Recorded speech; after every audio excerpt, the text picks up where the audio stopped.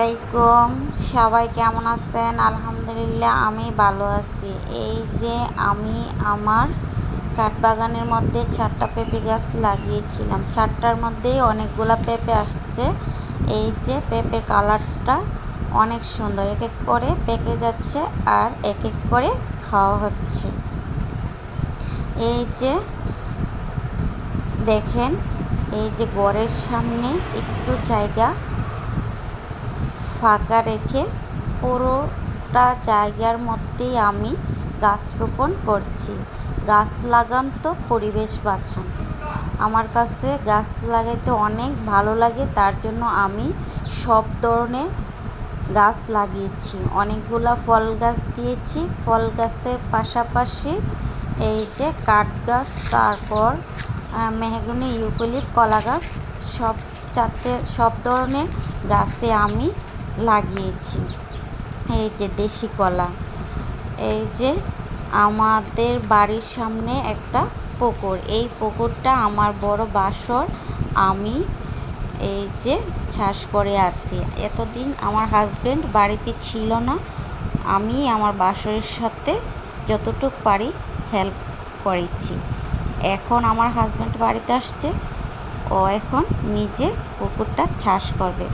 পুকুর চাষ করার জন্য একটা বাঁশ দিয়ে একটা মাচা তৈরি করা আছে। এই যে পুকুরের পাশে একটা গরুর খামার দিয়েছে। এই যে কারো যদি দেশি গরু লাগে আমার সাথে যোগাযোগ করবেন। এই যে অনেক ধরনের গরু আছে আমাদের খামারের মধ্যে।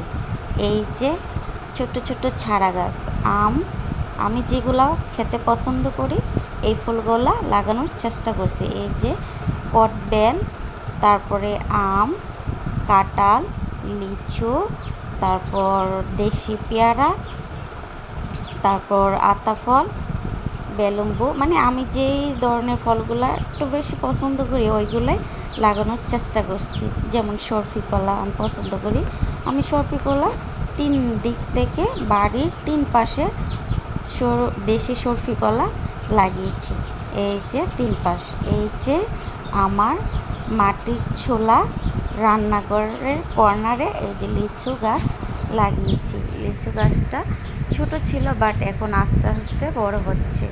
এই যে আমি যে ফলগুলোর নাম বলছি, এই যে এই ফল গাছগুলা, এই যে এটা হচ্ছে ডালিম গাছ। উঠানের এক পাশে এই ডালিম গাছটা লাগিয়েছি। তারপরে ঘরের কর্নারে এই আতাফল গাছটা লাগিয়েছি।